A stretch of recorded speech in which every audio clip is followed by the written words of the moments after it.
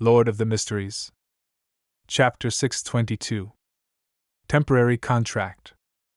Upon hearing Amirius Revolt's descriptive words which weren't a question, Bilt's forehead instantly broke out into a cold sweat.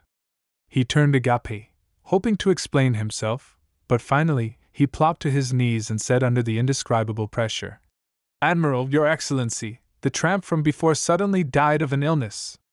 I had no choice but to find an adventurer who can shape-shift." At this moment in time, Klein wasn't too nervous. This was because Amirius Revolt had already noticed him during the banquet. There was no reason for him to only recognize him as a Beyonder only now. For him to agree to their meeting and not directly avoid the risk meant that he didn't mind who Bilt had hired. Not worried at all. This is the confidence of a demigod, otherwise his Beyonder pathway is able to avert disaster ahead of time. Klein raised his head with great difficulty as he cast his gaze towards the Navy Admiral beside him. "Quite strong," Amirius Revolt commented without an expression. He continued looking at the genuflecting Bilt and said, "Do not try to use your under-the-table smarts in front of me. An ordinary person and a Beyonder in this world are different, and I'm a follower of order, making me be able to be certain of this. Of course, it's identical to what's written in the information. This admiral is inclined to expounding on certain things. I have to remember this point. This is a completely different style from me and Gehrman Sparrow." Klein retracted his gaze in thought as he cast it to the ground as if he was unable to withstand the pressure. Amirius Revolt took one step forward. "Lying is the first mistake you committed.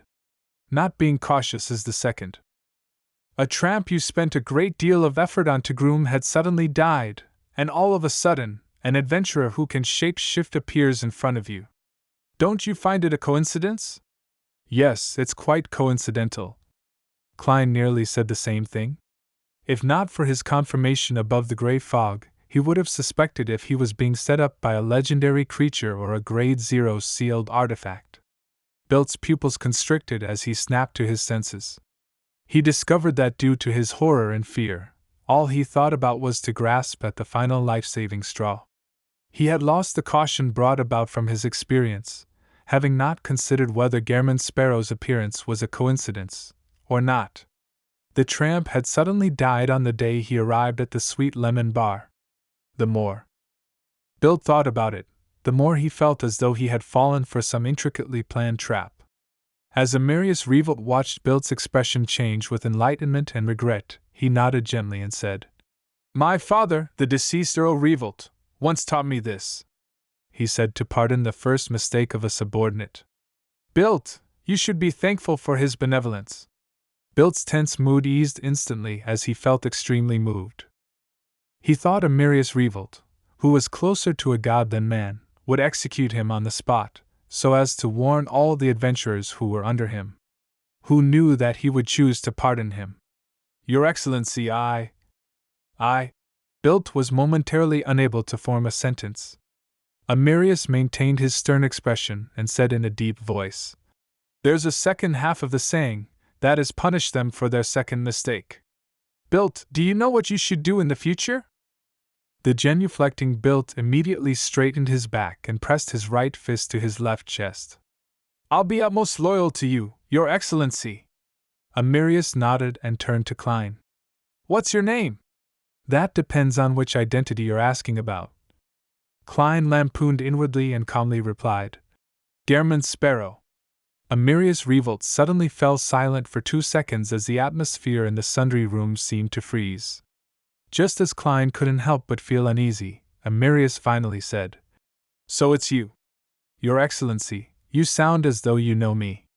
I'm just an ordinary military informant. I only exchanged some bounty through you. I haven't even made any reimbursement claims." Klein silently mumbled as he felt less and less confident.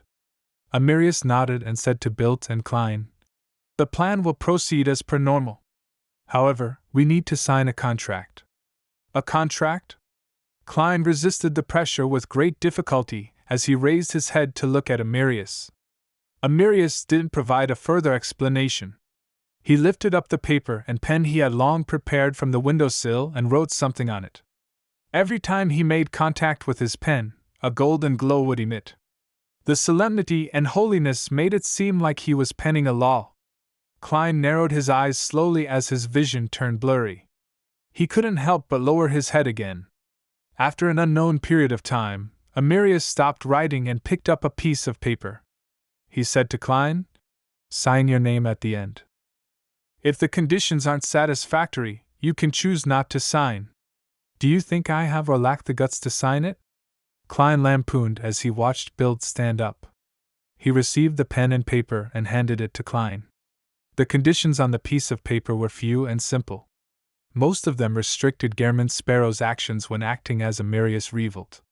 It included, but wasn't limited to, voluntarily exposing any problems, not using his identity to engage in acts which were adversarial to Amirius, as well as not make any intimate contact with Miss Cynthia, etc.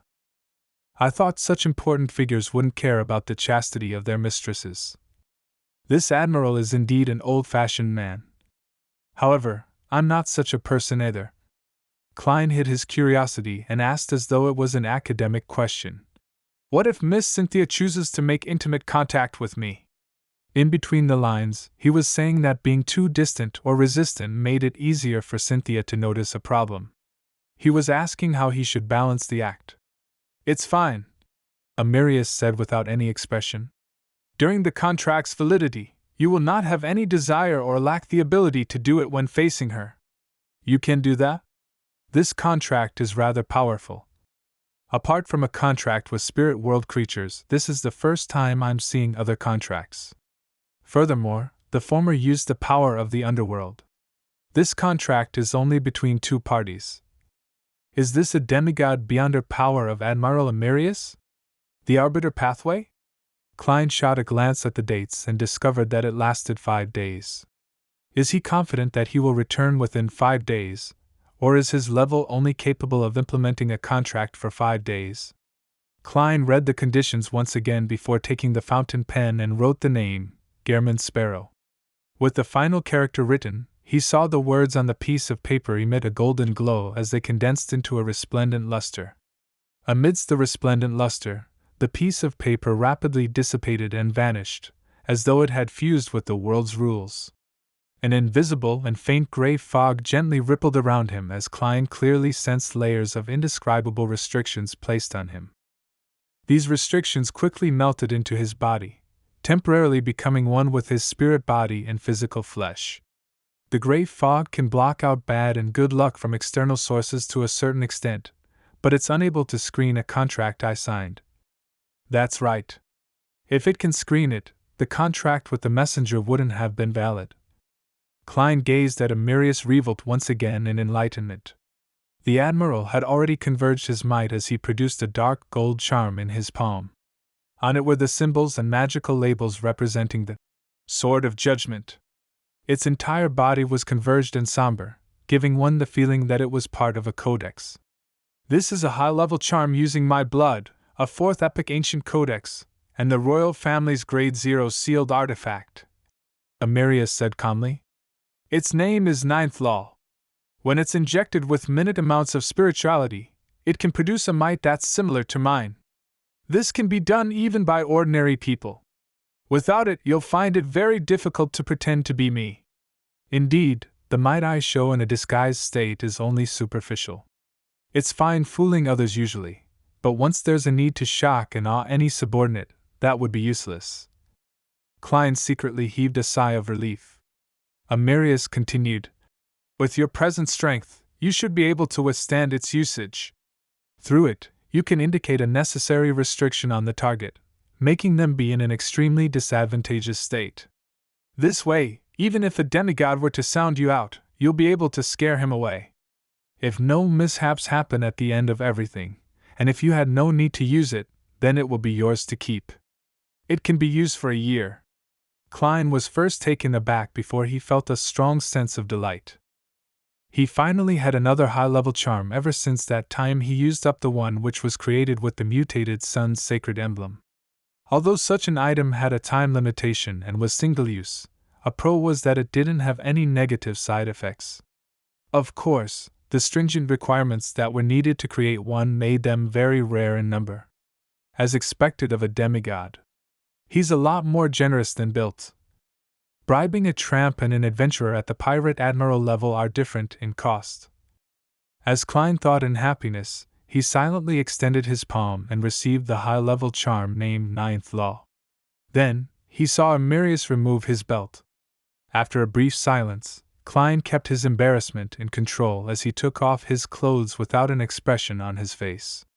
Soon, he had switched clothes with Amirius and had donned the dark blue starched admiral's uniform. After watching Amirius and Bilt walk off through a secluded path in the garden, Klein calmly adjusted his buttons and turned to look at the glass window. Under the dark night and the crimson moonlight, the glass window was like a mirror.